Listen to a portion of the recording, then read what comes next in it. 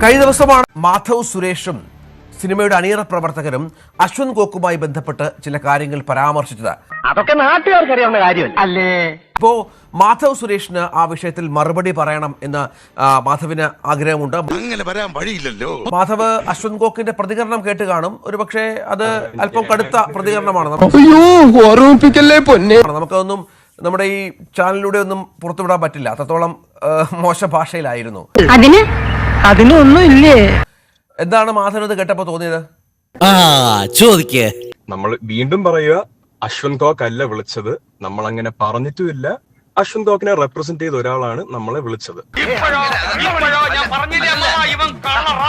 ഒരിടത്തും അശ്വന്ത് ഗോക്ക് കാശ് വാങ്ങിയെന്നോ നമുക്ക് കൊടുക്കേണ്ടി വന്നെന്നോ അശ്വന്ത് ഗോക്ക് നേരിട്ട് വിളിച്ചെന്നോ I don't think any one.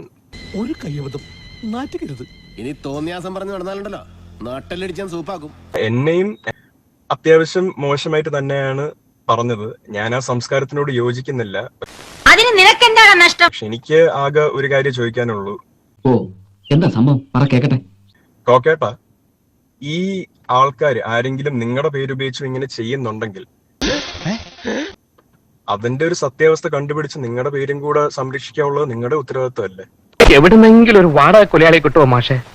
അവനെ തട്ടിക്കളയേ നിവർത്തിയുള്ളൂ. അശ്വന്ത് ഗോക്ക് പണം വാങ്ങി എന്നൊക്കെ പറഞ്ഞിട്ട് അത് അയാൾക്ക് വേദന ഉണ്ടായി കാണും. സംശയമില്ലാത്ത കാര്യമാണല്ലോ. 100% ഞാൻ യോജിക്കുന്നു. ഇനി ഞാനിവിടെ നിന്ന് ഡയലോഗ് പറഞ്ഞ കരഞ്ഞു പോകും. ഉസ്മാനെ രക്ഷപ്പെട്ടോ.